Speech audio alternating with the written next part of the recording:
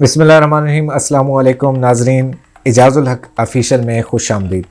Doctor Abdul Qadeer Khan بتاتے ہیں کہ میری پہلی ملاقات صدر سے جولائی 1976 میں ہوئی۔ کام کی سست روی کی وجہ سے میں نے بھٹو صاحب کو خط لکھ دیا تھا کہ میں واپس جا رہا ہوں۔ انہوں نے کہا مجھے 2-3 دن کا وقت دیں، میں حالات ٹھیک کر دوں گا۔ دوسرے ہی دن وزارت خارجہ میں شام کو مجھے آنے کی دعوت دی گئی، اور جب میں وہاں پہنچا تو مرحوم آغا شاہی صاحب سیکرٹری جنرل وزارت خارجہ، مرحوم غلام اسحاق خان صاحب سیکرٹری جنرل وزارت دفاع، اور جناب AGN قاضی صاحب سیکرٹری جنرل وزارت خزانہ موجود تھے۔ جنرل سید امتیاز علی بھٹو صاحب کی نمائندگی کر رہے تھے۔ اس وقت یہ تینوں افسران ملک کے اہم ترین کارندے تھے، تجربہ کار اور سمجھدار تھے۔ میں نے بتایا کہ پروگرام کے ساتھ مذاق کیا جا رہا ہے، کام سنجیدگی سے نہیں ہو رہا، اور کام نااہلوں کے ہاتھ میں ہے، اور خود منیر احمد خان نہ ایٹمی سائنسدان ہے نہ PhD ہے، خود کو خود ساختہ ڈاکٹر بنوا لیا ہے۔ پہلے انہوں نے مجھے کمیشن کے چیئرمین کی پوزیشن کی پیشکش کی۔ میں نے یہ کہہ کر انکار کر دیا کہ یہ کام خودکشی کے مترادف ہوگا۔ پوری دنیا کو میری مہارت اور میرے فیلڈ کا علم ہے، وہ سمجھ جائیں گے کہ میں یہ طریقہ کار سینٹری فیوڈ ٹیکنالوجی استعمال کر کے ایٹمی صلاحیت حاصل کر رہا ہوں۔ میں نے مشورہ دیا کہ یہ پروگرام بہت مشکل اور اہم ہے، آپ اس کو میرے تحت خود مختار ادارے کی حیثیت سے قائم کر دیں۔ انہوں نے کہا ہم کل پھر اسی وقت ملاقات کریں گے اور پھر آپ کو اپنے فیصلے سے آگاہ کریں گے۔ دوسرے دن ہم وقت مقررہ پر دفتر خارجہ میں ملے۔ قاضی صاحب نے کہا کہ انہیں میرا مشورہ منظور ہے اور کل سے آپ ایک نئے خود مختار ادارے کے سربراہ ہوں گے، اور اس کا نام میری تجویز پر انجینئرنگ ریسرچ لیبارٹریز ہوگا۔ میں نے کہا کہ مجھے آپ نے پورے اختیارات دینے ہیں ورنہ کام نہیں ہوگا۔ جنرل امتیاز نے آغا شاہی صاحب کے گرین فون سے بھٹو صاحب کو فون کیا کہ مسئلہ حل ہو گیا ہے، اور ڈاکٹر خان نے نئے خود مختار ادارے کی سرپرستی قبول کر لی ہے۔ بھٹو صاحب نے کہا کہ وہ مجھ سے بات کرنا چاہتے ہیں۔ میں نے ان کو بتا دیا کہ مجھے یہ طریقہ کار پسند ہے، مگر مجھے فری ہینڈ یعنی مکمل آزادی چاہیے۔ انہوں نے کہا کہ وہ 2-3 دن میں میٹنگ بلائیں گے اور یہ معاملہ اس میں طے کر دیا جائے گا۔ 2 دن بعد انہوں نے پنڈی میں اپنے دفتر میں میٹنگ بلا لی، جس میں آغا شاہی صاحب، غلام اسحاق خان صاحب، جناب AGN قاضی صاحب، منیر احمد خان اور جنرل ضیاء الحق شہید موجود تھے۔ بھٹو صاحب نے تمام باتیں سن کر کہا کہ وہ ایک کوآرڈینیشن بورڈ بنانے جا رہے ہیں جن میں تینوں سیکرٹریز جنرل ممبر ہوں گے، قاضی صاحب سربراہ ہوں گے، اور ان کو وزیر اعظم کے اختیارات سونپ رہے ہیں کہ وہ ڈاکٹر خان کو ہر قسم کی سہولت مہیا کریں اور ان کو شکایت کا موقع نہ دیں۔ پھر مجھ سے پوچھا اور کچھ چاہتے ہو؟ میں نے کہا کام بہت اہم اور خفیہ ہے اور مجھے آرمی انجینئرنگ کور کا ایک دستہ دے دیا جائے کہ کام خفیہ طور پر اور تیزی سے ہو۔ بھٹو صاحب نے جنرل ضیاء الحق صاحب کی طرف دیکھ کر کہا جنرل صاحب آپ یہ کام کر دیں۔ انہوں نے کہا میں ڈاکٹر صاحب سے بات کر کے مناسب ٹیم دے دوں گا۔ یہ میری پہلی ملاقات تھی۔ میں نے بھٹو صاحب سے کہا آپ کے سینئر افسران میرے نگران ہوں گے، آپ کے خفیہ ادارے میری نگرانی کر سکتے ہیں، اگر مجھے یا میرے ساتھیوں کو غلط کام کرتے پائیں تو سولی پر لٹکا دیں، مگر مجھ پر آپ کو بھروسہ کرنا ہوگا۔ میٹنگ کے بعد جب ہم باہر آئے تو جنرل ضیاء الحق نے مجھ سے مزید تفصیل چاہی۔ پھر کہا کل صبح 9 بجے آپ کے پاس میرا بہترین آفیسر آئے گا اور آپ کے لیے کام کرے گا۔ دوسرے دن 9 بجے صبح ایک نہایت خوبصورت دراز قد بریگیڈیئر آئے۔ یہ بریگیڈیئر زاہد علی اکبر خان تھے اور جنرل ضیاء کے قابل اعتماد آفیسر تھے۔ گلدار آواز، اصلی پٹھان، جلندھر کی पठान बस्ती से ताल्लुक़ था, बोले, अरे डॉक्टर साहब मुझे कहाँ फंसा दिया, मैं सिपाही आदमी जंग करने वाला। मैंने मजाकन कहा, आपको जंग और 1971 की जिल्लत से बचाने आया हूँ। जब उनको बताया कि हम एटम बम प्रोजेक्ट पर काम कर रहे हैं तो बेहद खुश हुए। उनकी आला टीम में colonel Mahmood, colonel Aslam, colonel Javed, colonel Sajawal, major Saeed Baig वगैरह थे। उन्होंने वेस्टर्न पिंडी में अपना दफ्तर कैंप किया और काम शुरू कर दिया।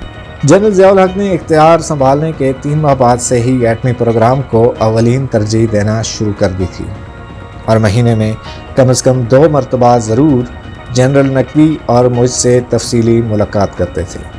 हमारी कामयाबियों और काम की रफ्तार से बेहद खुश हुए।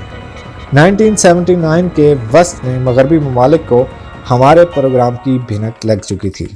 उनको और गुलाम इसाक खान साहब को बड़ी फ़िक्र हुई कि ऐसा न हो कि सामान की दरामद पर पाबंदी से हमारा प्रोग्राम बंद ना हो जाए।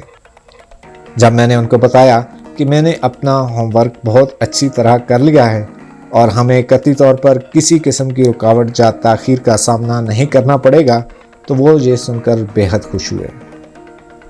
सदर ज़ियाउल हक और जनाब गुलाम इसाक खान साहब को पूरी तरह ये एहसास था कि हमारे प्रोग्राम पर मुल्क की सलामती और मुस्तकबिल का इन्हिसार है। इस दौरान में फ्रांसीसी फर्स्ट सेक्रेटरी अपने सफ़ीर को लेकर एक प्राइवेट कार में कहूटा की जानिब जासूसी की घर से गया। जनरल ज़ियाउल हक और गुलाम इसाक खान साहब ने हमारे डायरेक्टर सिक्योरिटी कर्नल अब्दुर्रहमान को, जो नहायत चाको चौबंद अफसर थे, उनको हदायत दे दी थी कि अगर कोई गैर मुल्की कहूटा की जासूसी करते पकड़ा जाए तो उसको कंबल बर्ताव दे दें, यानी अच्छी तरह पिटाई कर दें। जब फ्रांसीसी सफ़ीर और फर्स्ट सेक्रेटरी कहूटा से कोई 5 किलोमीटर दूर थे तो कर्नल रहमान के जवानों ने उनकी वो पिटाई की कि वो ज़िंदगी भर याद रखेंगे। सफ़ीर के सर में फ्रैक्चर आ गया और फर्स्ट सेक्रेटरी के दांत तोड़ दिए। उसी रोज़ शाम को हमने सदर को जाकर बता दिया। 3-4 दिन बाद दोनों फ्रांसीसी सदर से मिले और शिकायत की। सदर ने तासुर दिया कि उनके इल्म में नहीं था और कहा, एक्सीलेंसी मुझे बताते मैं आपको स्कार्ड देता, अपना अफसर साथ भेज देता। आपने बड़ी गलती की कि प्राइवेट गाड़ी में गए। अगर अपना झंडा लगाकर जाते तो कोई आपको हाथ तक ना लगाता। बाद में जब हम मिले तो खूब हंसे और कहा, अब कोई नहीं जाएगा। और फिर कहा, क्या ही लुत्फ आता अगर इनकी जगह अमरीकियों की दुर्गत बन जाती।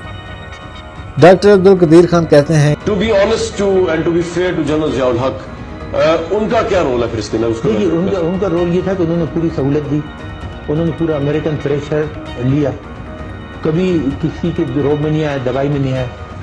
जब भी साहबजादा याकूब, या पहले उससे पहले आगा शाही साहब, उसके बाद साथ जब भी अमेरिका जाते थे हमारी मीटिंग होती थी बोर्ड की, यानी उसमें जनरल ज़िया होते थे, गुलाम इसाक साहब होते थे, आगा शाही साहब होते थे, जनरल आरिफ होते थे, मैं होता था।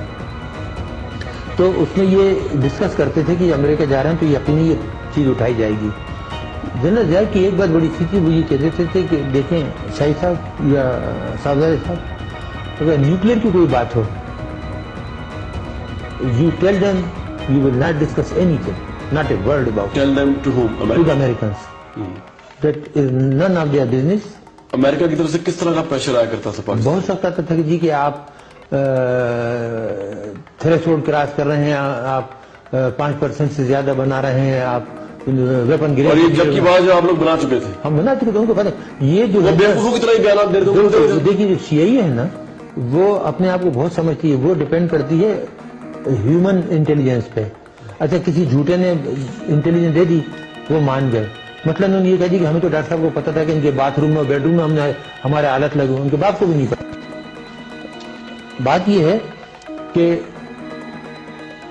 जब मोहतरमा बेनजीर भुट्टो आई और अशरफ काजी, जनरल अशरफ काजी थे ना DEI सही, तो उन्होंने एक दिन मुझे चाय पे दावत दी और मुझसे कहा कि ये खत आया, पढ़ के देखें। तो CIA का खत उसने लिखा था कि जी अभी हमें पता लगा है कि आपने थ्रेशोल्ड क्रॉस के लिए, डेंजरस थ्रेशोल्ड है ना 5% से ज़्यादा, तो जनरल ज़िया ने उनको एक तरह की कमिटमेंट दी थी वे कमिटेड नहीं द नेशनल इंटरेस्ट कि जी हम 5% से ज्यादा नहीं बनाएंगे, यानी इसके माने कि वेपन ग्रेड नहीं बनाएंगे, लेकिन उस वक्त तक हम दर्जनों बना चुके थे। Neutral bombs. हाँ बिल्कुल।